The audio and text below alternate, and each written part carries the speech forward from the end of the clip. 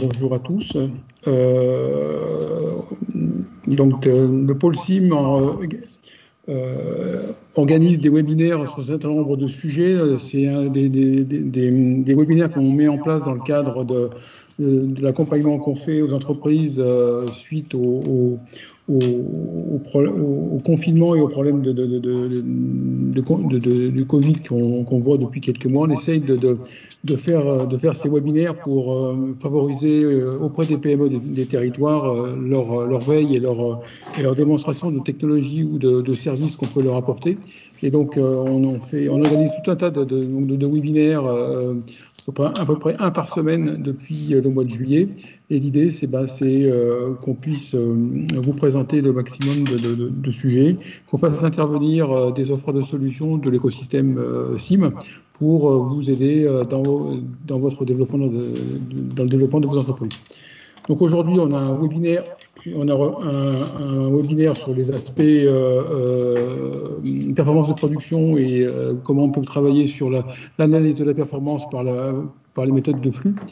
Donc c'est un sujet qu'on va traiter avec deux intervenants que sont les sociétés Selflux et Innoprod.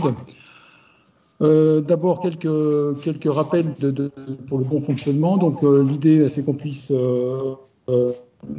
optimiser donc, ce webinaire, donc on puisse avoir le maximum de flux dans le débit du webinaire. Donc l'idée c'est que tout le monde coupe ses caméras, comme de façon à augmenter la bande passante, qu'on coupe aussi les micros parce que souvent il y a des bruits intempestifs en background. On vous propose de privilégier le chat pour poser vos questions pendant la durée des présentations, sachant qu'en fin de webinaire, il y aura un temps d'échange qui va être prévu. Et si vraiment il y a une question importante que vous voulez poser en cours, on peut toujours le faire en cliquant sur la petite main sur l'écran.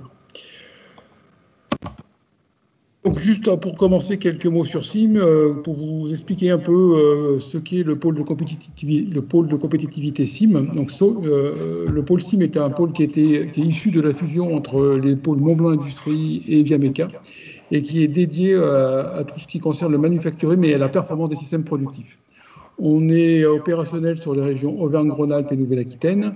Et on est un pôle on considère qu'on est un pôle intégrateur de solutions. Donc dans la chaîne de valeur, on se pose plutôt en aval des pôles deep tech pour collecter les technos ou les services développés par les pôles deep tech pour aller vers l'intégration dans des systèmes et donc travailler sur leur performance. Donc pour ça, on a quatre missions principales. La principale, ce qui est peut-être la plus importante au niveau du pôle, c'est l'usine à projet. C'est essayer d'aider les entreprises du territoire à développer des projets. Et donc notre rôle, c'est de mettre en relation les entreprises entre elles ou avec des académiques pour quand il y a des sujets plutôt orientés scientifiques. Et ça, on le fait suivant une feuille de route, une thématique qu'on a organisée autour de trois thématiques que je vous expliquerai un peu plus tard. La deuxième grande mission, c'est comment animer, structurer et fédérer les écosystèmes. Et ça, on le fait sur les territoires en travaillant notamment avec les grappes locales, les grappes territoriales, pour essayer aussi à la fois de faire monter en compétence les entreprises des territoires et puis de les aider à développer de nouveaux projets. La troisième grande mission, c'est, on va dire, une fois qu'on a pu fédérer et faire des projets, c'est comment on transforme ces projets en produits. Donc, c'est vous aider à travailler dans cette démarche produit et comment valoriser les produits qui sont issus des projets, et notamment une valorisation au niveau international. Et le quatrième pilier, c'est que tout ce qu'on fait, en fait, on le fait dans un écosystème européen. On est certes très dédié à la région Auvergne-Rhône-Alpes et Nouvelle-Aquitaine, mais tout ça se fait dans le cadre de réseaux européens dans lequel on est relativement actif, notamment au niveau de tout ce qui est technologie, industrie du futur et fabrication additive. Dans le contexte actuel, on essaye d'être encore plus efficace vis-à-vis de l'écosystème et on essaye de mettre un plan de relance qu'on a intitulé CIM Impulsion, dont les grandes thématiques, là, qui vont pas être très différentes de ce que font tous les autres, en fait, c'est comment produire, comment se diversifier et se localiser, et tout ça travailler dans un écosystème qui soit plus résilient. On se dit qu'on peut être au chevet des entreprises avec de deux façons différentes, à la fois travailler sur la stratégie défensive des entreprises, c'est-à-dire comment aujourd'hui on peut vous aider à trouver de l'activité en vous mettant en relation dans nos réseaux. Mais c'est aussi comment déjà anticiper une stratégie plus offensive, c'est-à-dire vous aider à travailler sur les volets de diversification, peut-être sur les volets de projet, pour voir comment on peut vous aider à avoir l'avenir, même si ce n'est pas forcément évident par les temps qui courent. Et pour ça, on va mettre tout un tas d'actions qui sont un peu résumées dans le rond central de la slide. Et c'est essayer de vous aider vraiment d'une part, à travailler sur votre organisation, travailler sur des appels à projets, travailler sur des nouveaux marchés, comment vous aider à vous regrouper, travailler en offre globale, etc. Et comment travailler sur le sourcing.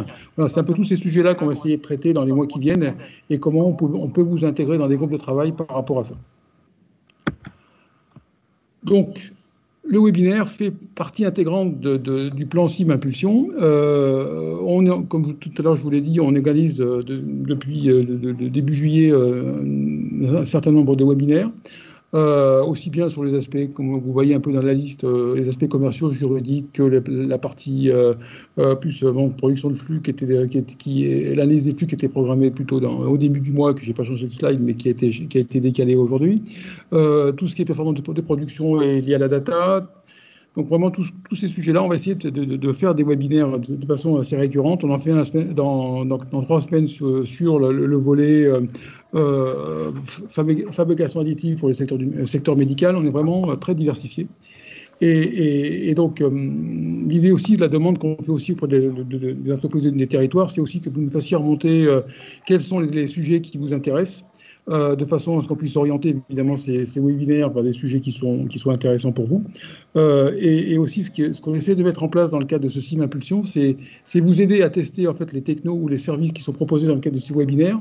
On peut proposer, on verra à la fin de la présentation, des pré-diagnostics, des pré-audits en fait en fonction des thématiques qu'on peut vous aider à financer. En fait, c'est des audits de 2 jours sur lesquels CIM peut apporter une contribution financière.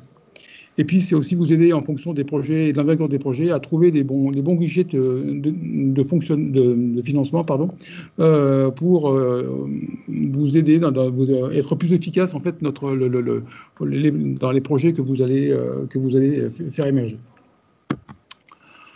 Donc, tout à l'heure, je vous parlais des thématiques CIM. En fait, il y a 3 grandes thématiques qui sont l'ingénierie des procédés, matériaux et surfaces, la robotique intégrée à la performance de production et la conception optimisée des systèmes raisonnés. En fait, ce slide est simplement pour vous dire que la performance des systèmes est vraiment une partie intégrante de nos 3 thématiques. On a essayé de cercler en fait sur la slide les sous-thématiques qui correspondent qui peuvent mettre en exergue le volet performance des systèmes. Et donc, que ce soit sur les procédés, que ce soit sur la robotique ou sur la conception, on a vraiment une démarche pour essayer de vous aider à optimiser votre process et vos systèmes pour travailler sur leur performance. Voilà, tout ça pour introduire un peu le sujet d'aujourd'hui. Je vais passer la parole à Serge, qui va vous présenter un peu ses méthodes, les méthodes qu'il utilise pour intervenir dans les entreprises.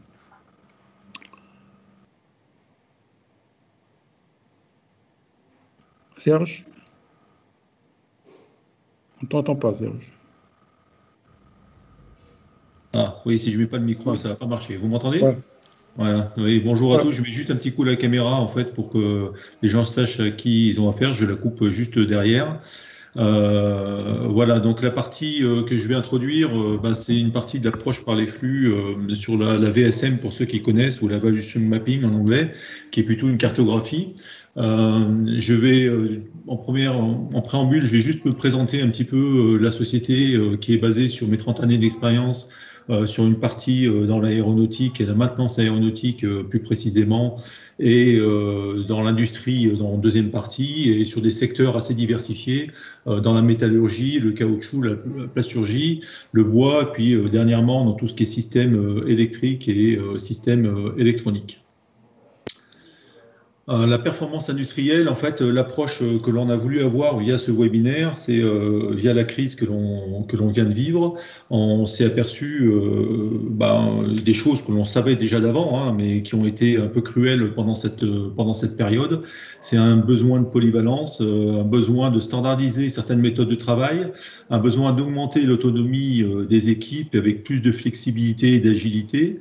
On a bien vu que dans cette période, beaucoup d'entreprises, et notamment moi j'ai eu un client qui c'était le cas, qui avait des affaires, mais par le fait du Covid, avec l'absentéisme qu'il y avait issu de ce problème-là, a eu beaucoup de difficultés. Et tous les problèmes de polyvalence, il les connaissait, mais là vraiment ça a été cruel parce que ça n'a pas pardonné. Alors l'approche par les flux, ou plutôt la cartographie en fait des flux de valeur, qui est un outil du Lean qui est assez connu, qui est peu utilisé malheureusement, mais pourtant c'est un outil moi, que j'estime beaucoup parce qu'il a toute une puissance, et je vais pouvoir vous le démontrer pendant cette présentation. Il donne une vision macro des étapes de fabrication de toute votre chaîne de valeur, et en fait il a beaucoup d'avantages. Il permet de partager l'information d'une manière visuelle. Vous allez le voir sur 2 cas concrets que je vais vous présenter par la suite dans 2 sociétés différentes. Il partage l'information de manière visuelle. Il fournit un langage il fournit un langage commun, à tout le monde. Il écrit le constat d'une situation actuelle. Vous allez pouvoir définir une situation future qui sera votre situation idéale. Et ensuite, vous allez pouvoir déployer votre stratégie industrielle autour de ces 2 situations. Et ça aura le mérite d'établir une vision qui sera commune, avec toute une reddition de gaspillage et qui va réduire le temps de traversée, avec plein de gains au niveau des coûts et au niveau des délais, qualité. Enfin, ça touche à plein de domaines. Alors, tout d'abord, un mot sur le processus, qui sont toutes les activités que l'on entend par processus, et les activités qu'elles soient valeur ajoutée ou non. Dans la situation idéale, bien entendu, l'objectif sera d'éliminer tout ce qu'on appelle les gaspillages, et qui seront les opérations à non valeur ajoutée. Et c'est toutes ces opérations-là qui sont requises en fait pour transformer votre produit de matière première ou de composants que vous pouvez avoir en attente en produit fini, livrable client. Alors le but de la VSM, c'est qu'elle montre le flux dans son ensemble, c'est qu'elle puisse tisser les liens et qu'elle rende visuels les liens qu'il y a entre les flux d'informations et les flux matières que vous allez avoir. Et lorsque vous avez tracé vos flux, vous allez pouvoir documenter toutes ces connexions qu'il y a entre clients et fournisseurs et processus, et qui pourra donner une bonne analyse après à la VSM. Le premier exemple, c'est l'entreprise Gradel-Bodin. C'est une entreprise qui est dans le secteur de la métallurgie. Elle fait une 50aine de personnes. Elle a 2 processus principaux. Une part de processus qui fabrique de la visserie, mais c'est des chaînes de vis de transmission qui peuvent mesurer plusieurs mètres, qui dépassent les 5-6 mètres bien souvent. Et dans cette entreprise-là, donc ils ont une grosse problématique. Ils ont une problématique culturelle déjà, parce que c'est pas dans les fondements de la société de travailler sur ces sujets-là. Et ils avaient besoin de rassembler les équipes autour d'un projet et de réduire le temps de traversée des produits. Donc la VSM se prête tout à fait à cet exercice. Et voilà, vous avez une partie basse où il y a les pavés qui sont en violet, qui déterminent vraiment la valeur ajoutée qu'il y a autour du produit, et la traversée, c'est toutes les mains dans lesquelles vont passer le produit, avec des parties stockage intermédiaires. Donc vous avez des ruptures de flux. Et là-dedans, vous allez pouvoir mettre des données qui vont être nécessaires à une bonne analyse, comme les changements de série, comme les temps de cycle, comme les nombres d'équipes, le nombre d'OF que vous pouvez avoir dans ce flux-là, qui vont vous permettre de réfléchir à votre vision future et ce qu'il faudrait faire en fait pour diminuer le temps de traversée qui est représenté par les petits créneaux en dessous. Et au-dessus, en partie haute, vous avez tout le flux informatif en fait, qui est le client, les fournisseurs, les services qui délivrent les documentations nécessaires à la fabrication du produit.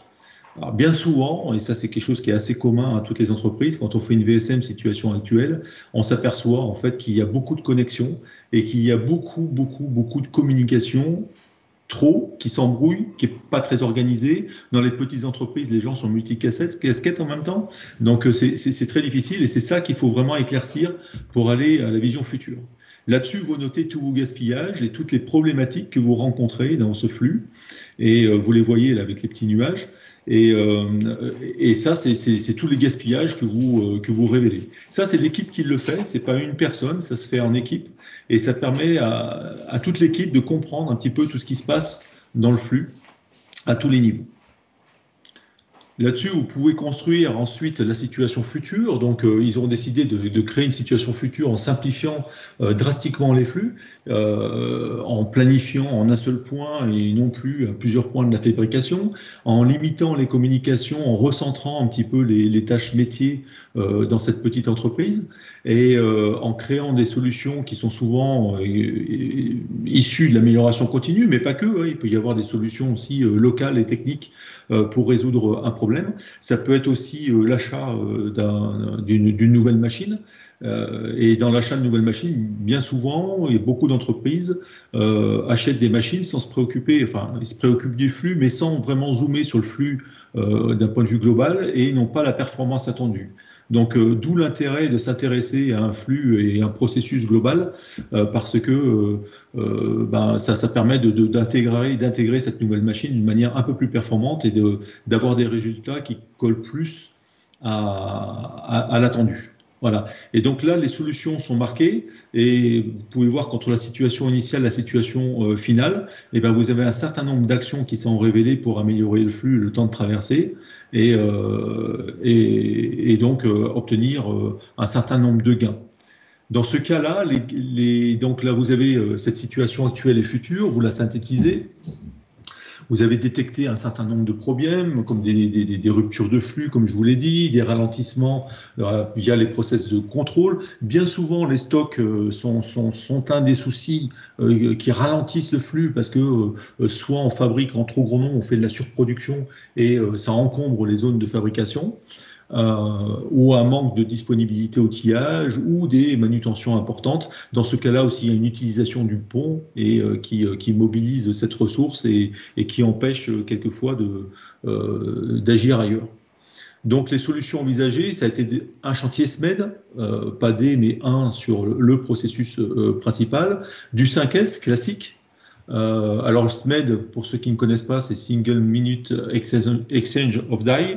Excusez-moi pour mon accent non british. Mais voilà, en fait, c'est une méthodologie pour réduire les temps de changement de série.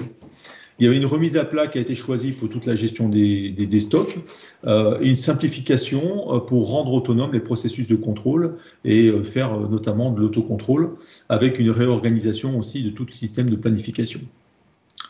Cela-ci, sur cette VSM, des gains ont été révélés sur une diminution notamment de 25% du stock, un temps de traversée diminué de 70%, ce qui n'est absolument pas négligeable, même si vous n'avez pas les valeurs, parce que j'ai caché un certain nombre de valeurs volontairement pour une histoire de confidentialité. Hein, vous comprenez bien que il y a des temps de cycle, etc., donc je ne veux pas afficher, et des gains de 50% de la surface au sol.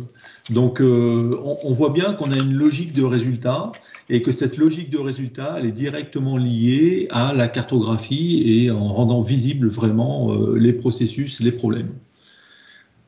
Donc les conséquences immédiates, ça a permis tout de suite d'avoir des délais plus attractifs au niveau des clients, mais également l'entreprise, du coup, elle a pris la décision d'investir dans 2 stockeurs verticaux compte tenu de ces résultats de gains qu'elle a pu obtenir via la VSM. Donc il y a une vraie valeur ajoutée sur cette cartographie, de réaliser une cartographie. Alors un autre exemple, donc là c'est une autre entreprise, petite entreprise aussi, une petite PME de 80 personnes, multisite, dans le secteur du bois. Là, cette VSM-là, on n'est pas sur une VSM produit et fabrication, on est sur une VSM administrative, donc elle s'applique très bien dans les bureaux. Donc là, vous avez une cartographie actuelle et future. Je la détaille pas, mais le principe reste le même que le produit. Et il y a un management qui est un petit peu différent parce que on organise ça par service. Il y a beaucoup d'interactions entre les services et on est sur du pur administratif. Donc le management de la VSM n'est pas exactement le même. Mais bon, ça, c'est des techniques qui s'apprennent et qui se maîtrisent.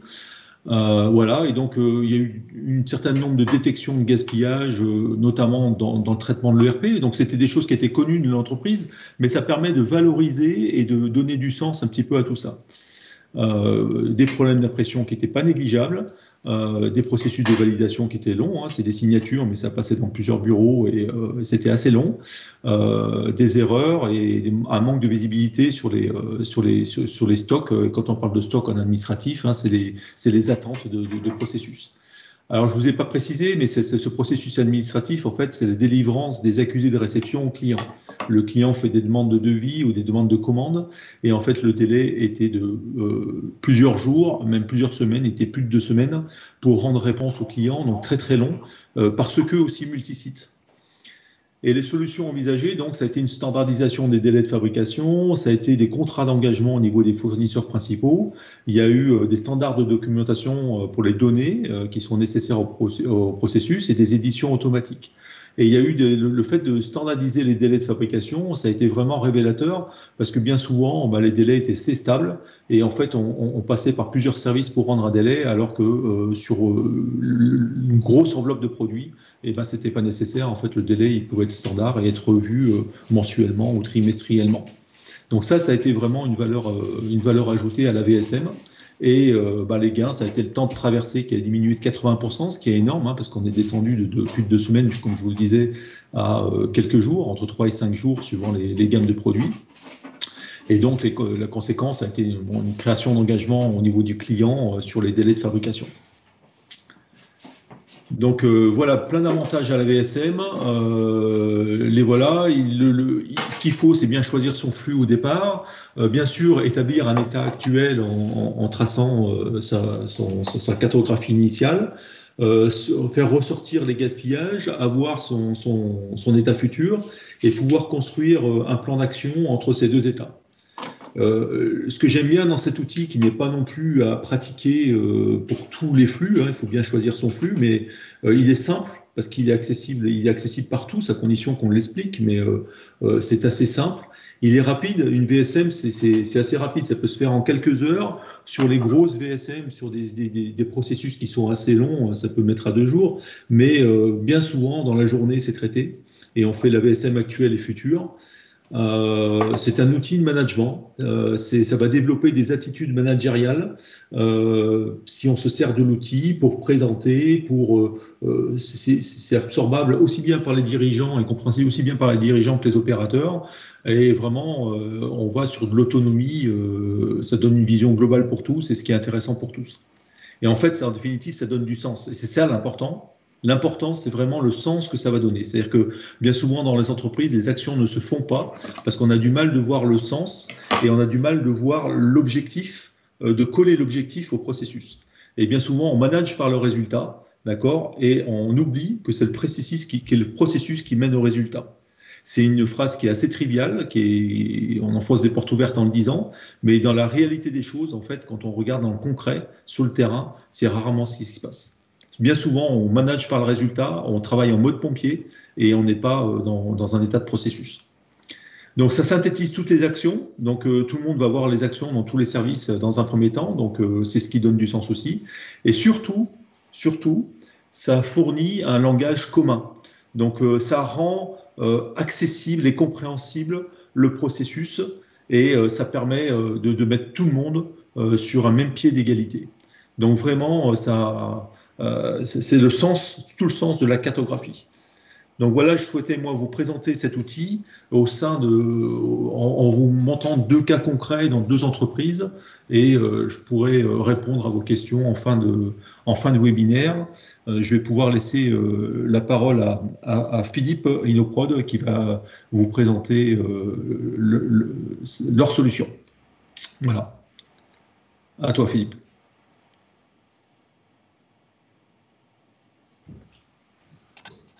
Très bien. Merci Serge, vous m'entendez bien, j'espère. Oui, très bien. Donc, Philippe Pelzet, je suis ingénieur d'affaires chez Inoprod. Donc, j'espère que vous voyez ma présentation.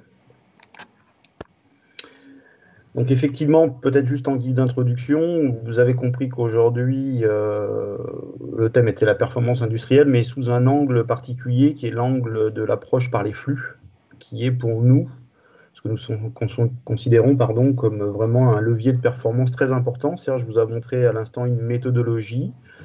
Là, je vais vous en montrer une autre, plutôt basée sur de la simulation dynamique de flux, mais qui peut être une alternative à ce que vous a présenté Serge, ou peut être une solution complémentaire aussi à de la VSM. Voilà pour la petite introduction. En ce qui concerne la présentation d'Inoprod, donc la société existe depuis une dizaine d'années. Notre métier, c'est d'accompagner les industriels dans leur performance. Alors, excusez-moi, petit souci.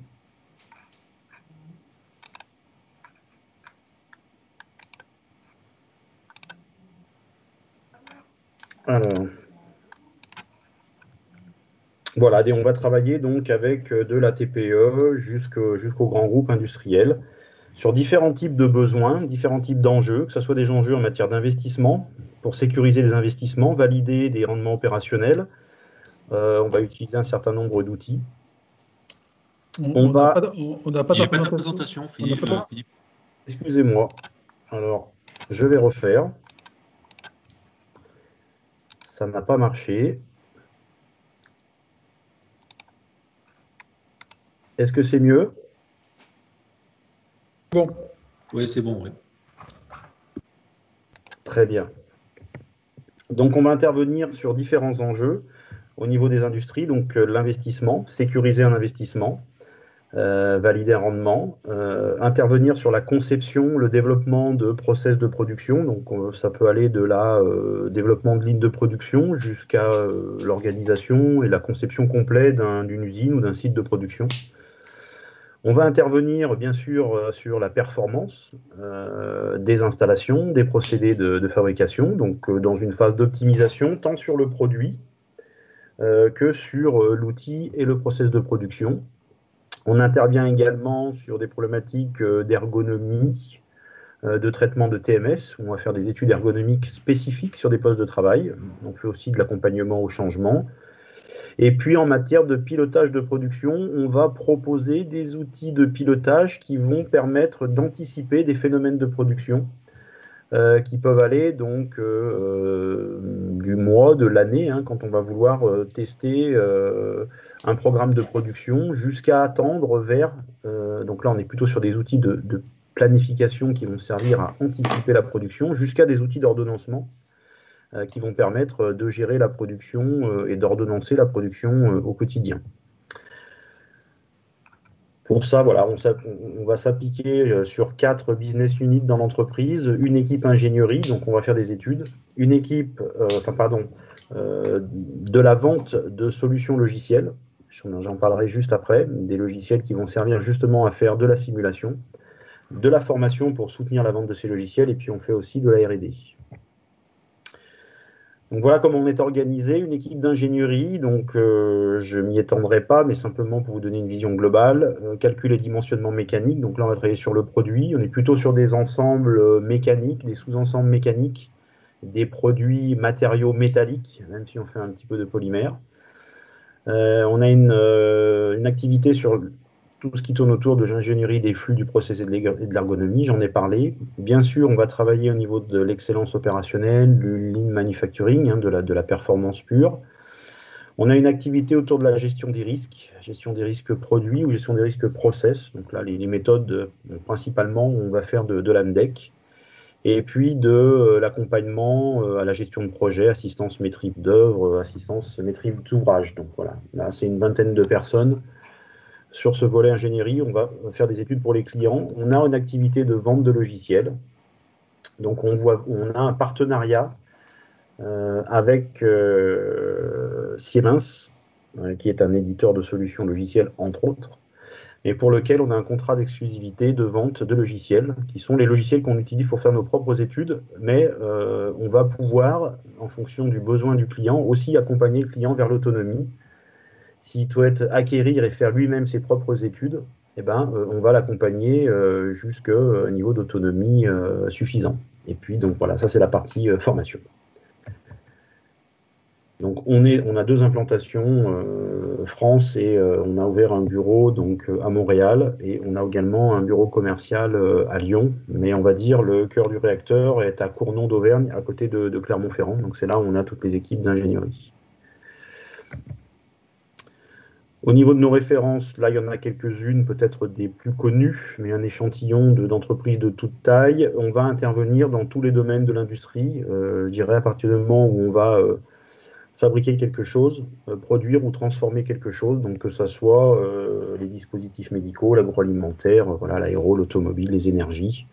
On intervient dans tous les domaines. Je crois que là, il y a des gens plutôt qui sont dans le domaine de l'usinage, les outils coupants ou l'électronique. Voilà, c'est des secteurs dans lesquels on intervient régulièrement.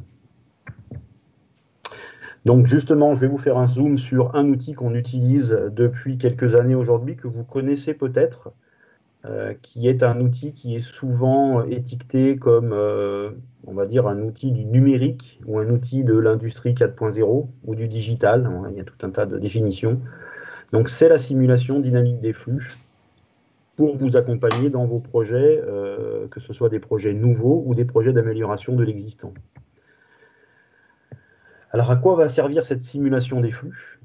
Et surtout cette simulation dynamique des flux. Vous avez là une vision à droite d'à quoi peut ressembler un modèle de simulation. Donc là, il ne tourne pas, il est statique, c'est une photo, hein, et dessous ces indicateurs, cette simulation va nous aider à réduire les risques et à accompagner la prise de décision, puisque on va être capable de modéliser un futur process, de faire produire ce futur process et d'en sortir des indicateurs concrets, pouvoir comparer des scénarios et du coup aider à la prise de décision pour bien dimensionner, voilà ce qu'on appelle les CAPEX, les investissements. Bien sûr, ça permettra d'évaluer les opportunités de développement qui sont autour.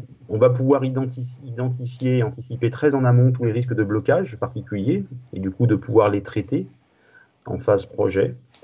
Et on va bien sûr pouvoir très tôt travailler sur la performance de production, donc plutôt les OPEX, grâce à cet outil de simulation. Voilà. Et puis ce qui est aussi intéressant, c'est que c'est un outil qui va être très pratique et très utile pour faire de la communication, soit montante, soit descendante, puisque là, c'est très visuel. Je vous montrerai donc, un petit film après, et on visualise beaucoup plus facilement l'organisation de production et la manière dont l'atelier où l'usine va fonctionner.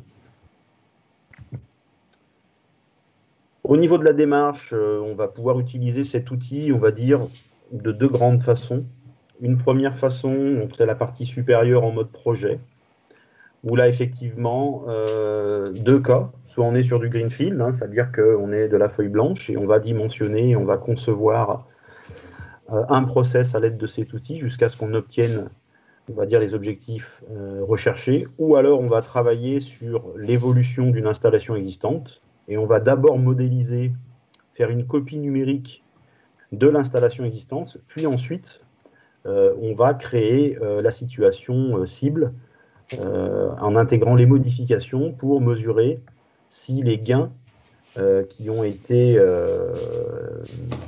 définis sont bien mesurés avant même de pouvoir engager des travaux ou d'engager des dépenses. Voilà, ça c'est la méthode où on va utiliser plutôt l'outil pour nous aider à développer des projets. Et puis il y a une autre utilisation qui va plutôt être, j'ai un process de production existant et je vais utiliser l'outil simulation dynamique des flux comme un outil de pilotage anticipé de production.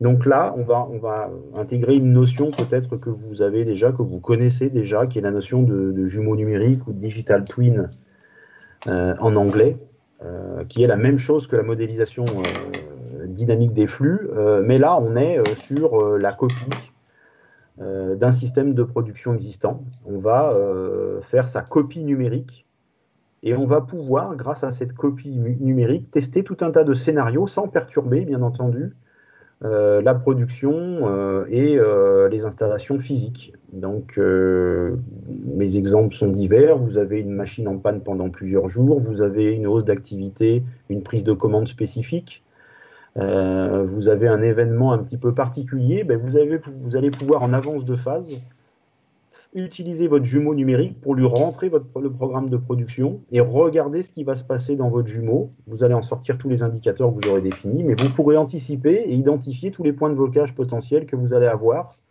de façon à pouvoir mettre en place les solutions palliatives sur le jumeau numérique.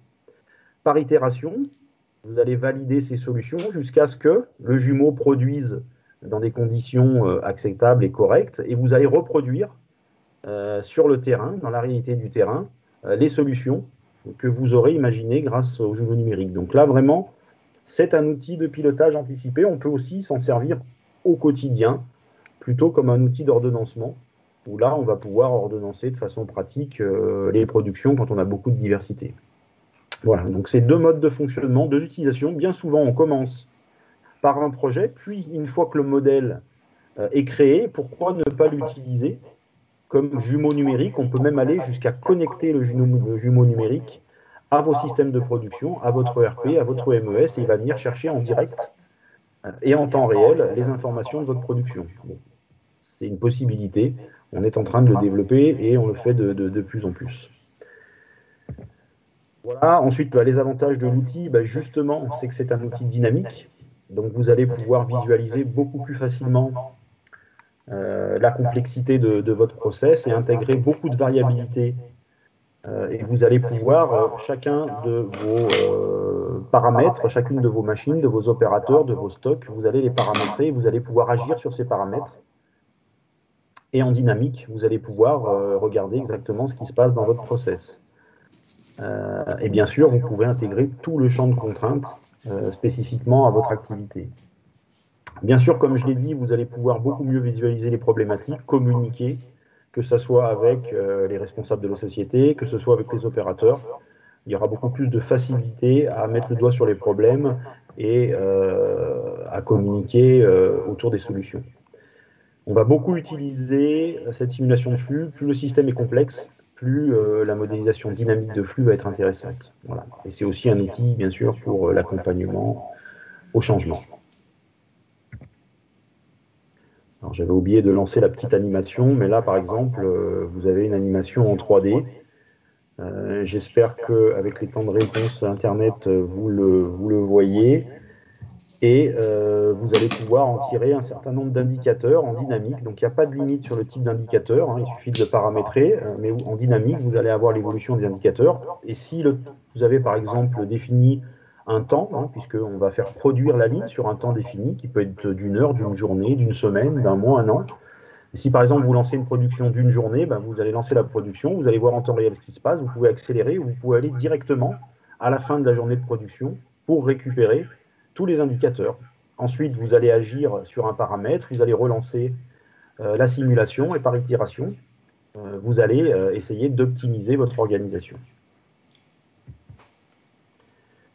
Donc maintenant, je vais terminer par 3 exemples assez rapides. Un exemple d'une société qui s'appelle Mecadac, qui est une société d'usinage plutôt dans le secteur de l'aéronautique.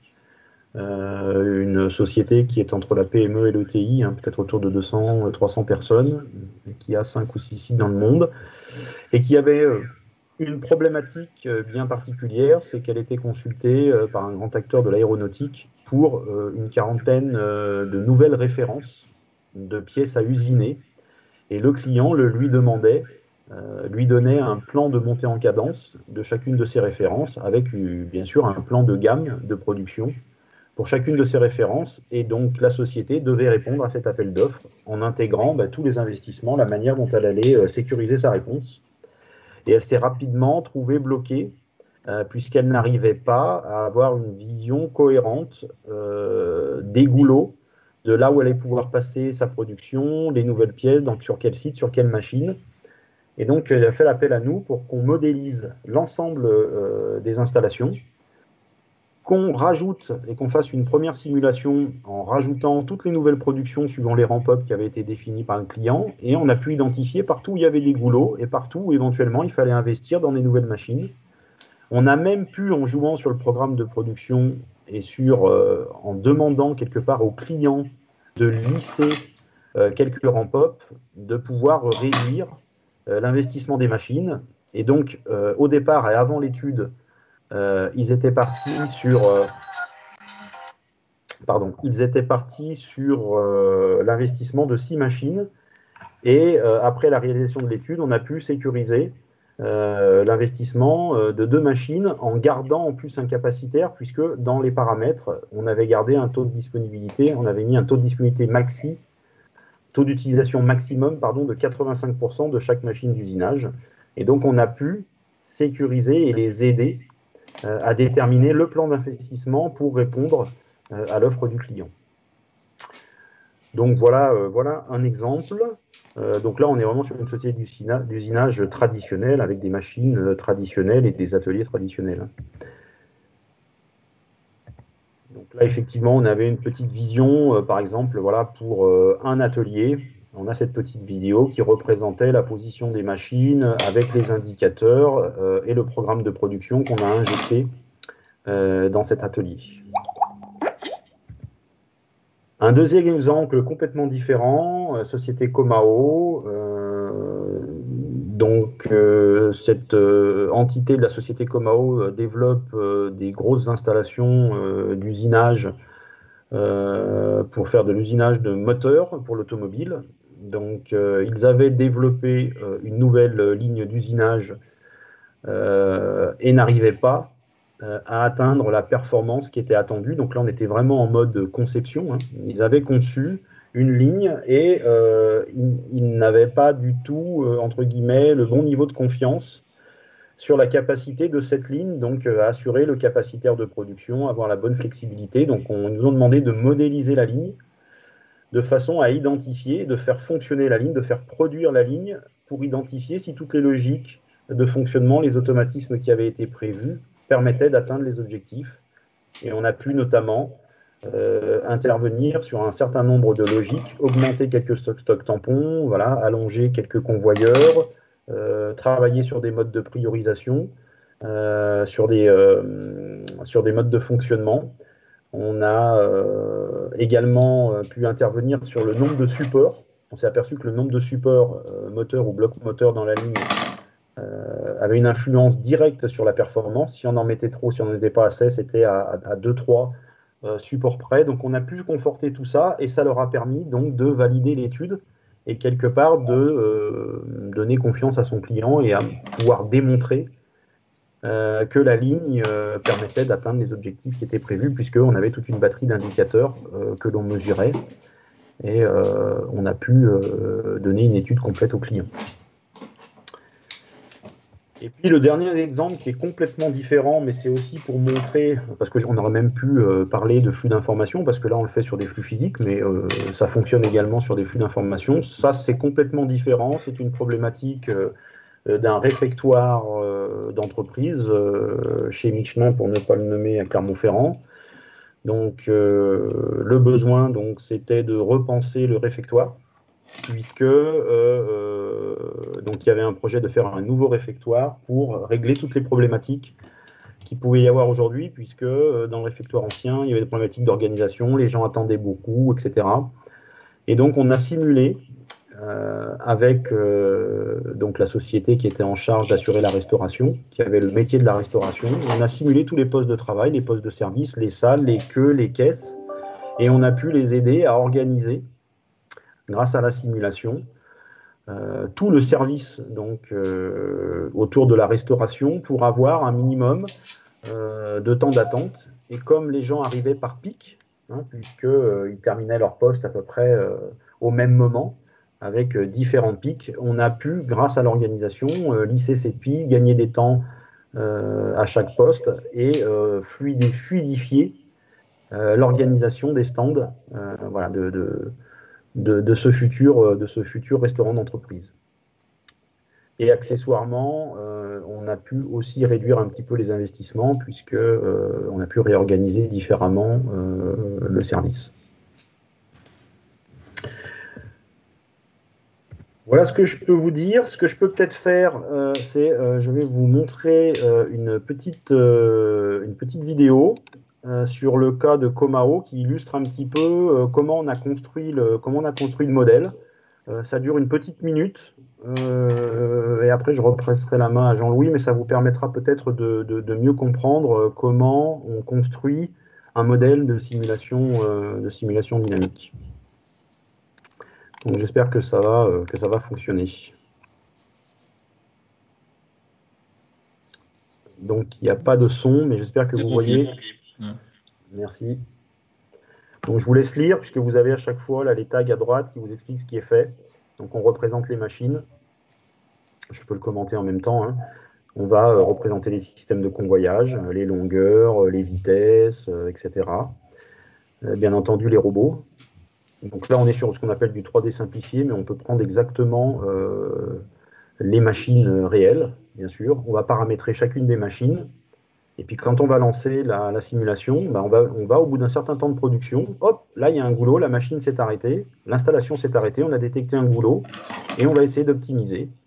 Et à chaque fois, dans ce cas, c'était des règles de priorisation qui n'étaient pas bonnes. Donc on va pouvoir changer ces règles, puis on va relancer la simulation jusqu'à ce qu'on obtienne les résultats attendus. Et là, on montrait un petit peu les indicateurs qu'on était capable de sortir. Voilà, c'est assez rapide, mais bien entendu, si vous avez des questions, je me ferai un plaisir d'y répondre. Jean-Louis, je te laisse reprendre la main.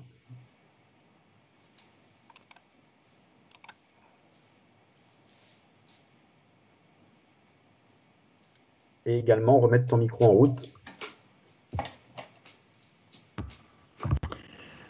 Merci pour ces présentations. J'ai de l'écho. Voilà. Donc on a prévu maintenant un petit temps d'échange si vous avez des questions à poser à nos deux intervenants.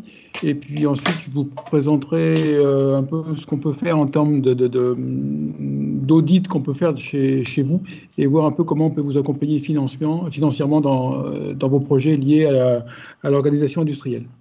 Donc si vous avez des questions, n'hésitez pas à prendre la parole et puis à poser vos questions.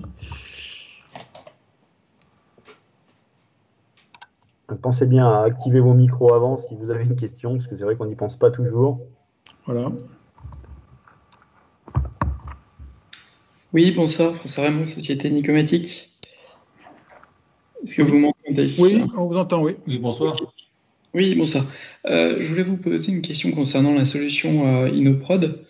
Nicomatique, on a une offre de service avec des produits très, très personnalisables pour nos clients et avec un atelier d'assemblage avec des procédés assez manuels. On commence à insérer quelques solutions automatisées. Mais donc, du coup, est-ce que ce ne sont pas aussi des limites aux solutions que vous proposez en termes de simulation de flux? D'accord. Bah, écoutez, je peux répondre à cette question-là. Alors, effectivement, la simulation de flux se prête très, très bien à des process continus et automatisés. Mais on fait aussi énormément. Hein, le cas Melcadag qu'on a montré, il n'y avait pas d'automatisation. Hein, c'est des machines qui sont dans des ateliers. Il n'y a pas d'automatisation entre les machines, etc. Enfin, pour certaines. Mais bien entendu, j'en ai pas parlé, mais dans les simulations, bien entendu, on va représenter les opérateurs et on va être capable de paramétrer, entre guillemets, un opérateur. Alors, forcément, il y aura de l'incertitude, puisque, par définition, à partir du moment où il y a une activité humaine, il y a de l'incertitude, mais on va être capable de lui écrire un tangam, finalement de paramétrer la personne comme une machine, et on va être capable de jouer sur ces paramètres. C'est-à-dire qu'effectivement, on pourra essayer de dire, si cette opération, elle prend 1 minute à faire, peut-être qu'une fois, elle va prendre 40 secondes, puis une fois, elle va prendre 1 minute 10, on pourra jouer sur ces paramètres pour essayer d'aller chercher, finalement, les limites du système. C'est-à-dire, il doit le faire en 1 minute. Qu'est-ce qui se passe s'il le fait en 40 secondes? Qu'est-ce qui se passe s'il le fait en 1 minute 20, en 1 minute 20? Et puis après, ensuite, on va resserrer. Et on va pouvoir le faire sur une multitude de paramètres en même temps qui vont nous permettre justement, par itération, de trouver un peu les limites du système. Donc c'est tout à fait possible, on le fait régulièrement.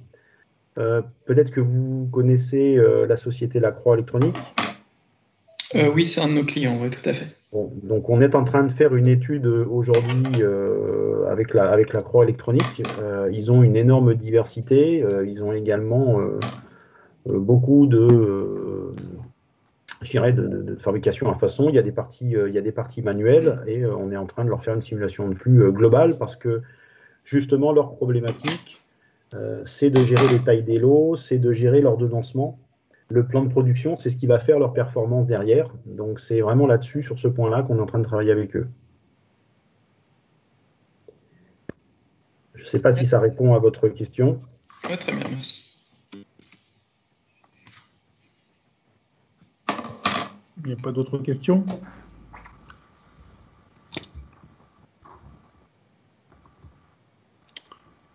Bien, ben on va enchaîner par le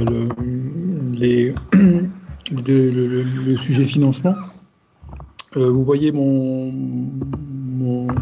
écran? Oui, oui, tout à fait. Oui. Donc, ce qu'on vous propose dans le cadre de SIM, c'est vous aider à tester en fait ces solutions et d'avoir une espèce de pré-audit de vos besoins via un financement qu'on peut apporter via SIM sur un pré-audit qui peut vous aider justement à comprendre un peu votre situation par rapport aux besoins exprimés dans le cadre de ce webinaire. Donc peut-être je vais laisser Philippe présenter ou Serge, ou tous les deux, comme c'est un peu une prestation qui peut être proposée par les deux ensemble ou en complément. Donc je vous laisse en parler.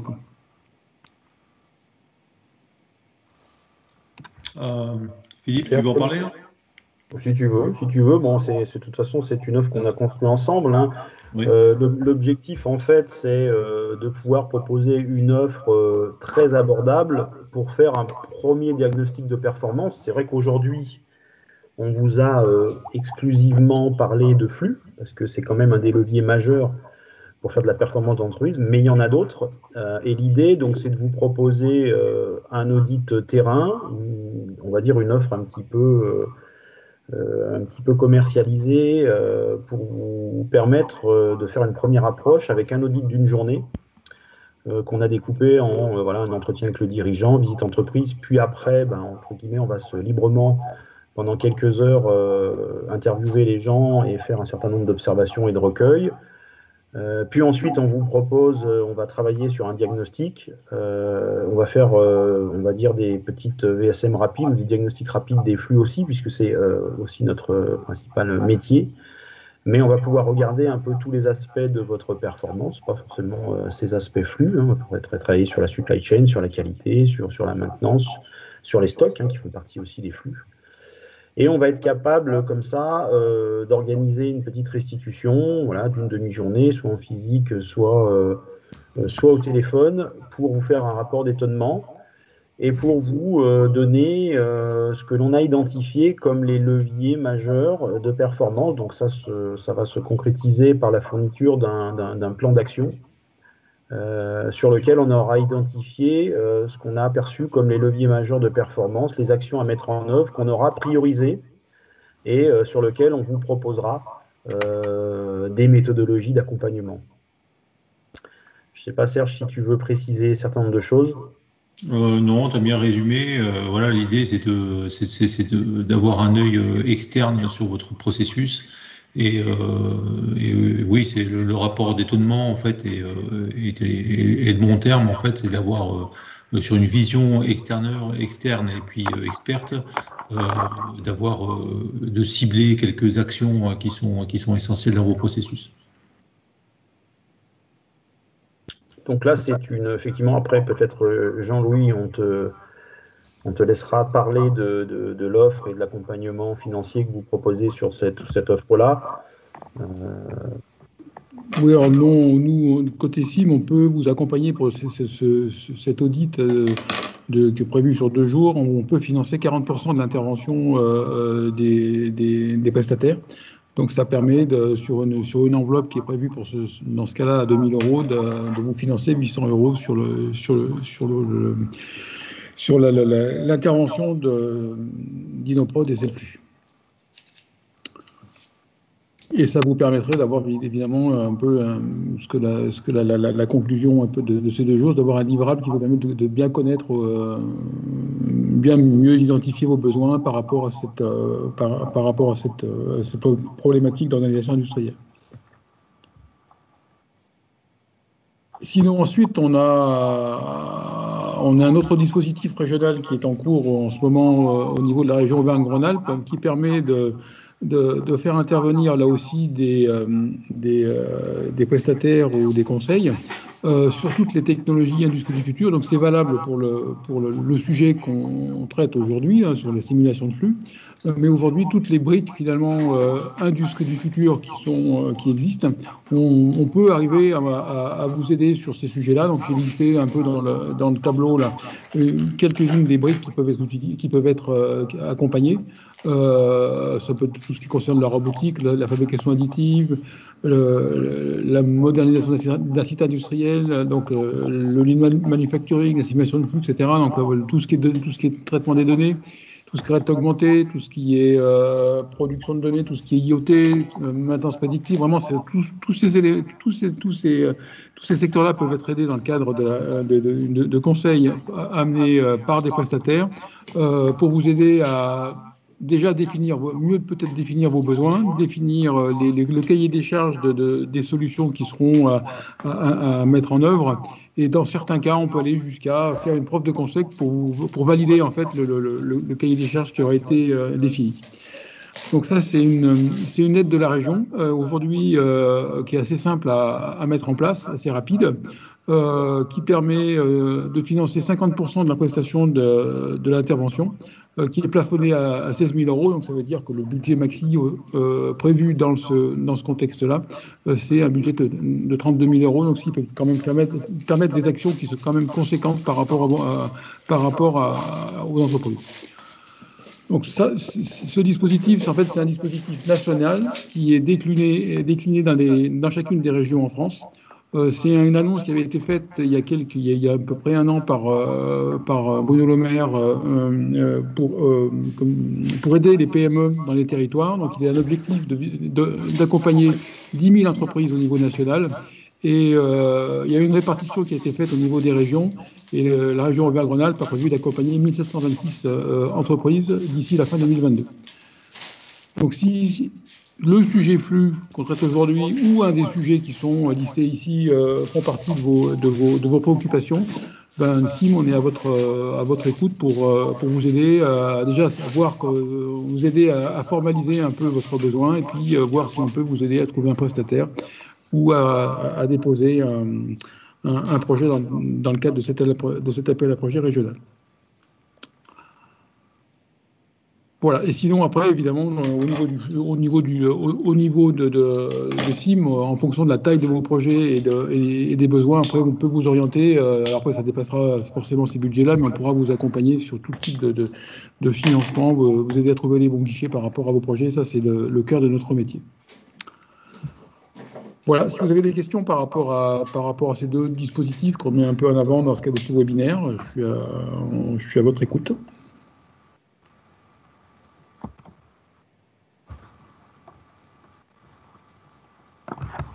Donc, s'il n'y a pas de questions, je pense on va pouvoir clore le webinaire et vous remercier de votre présence un peu tardive.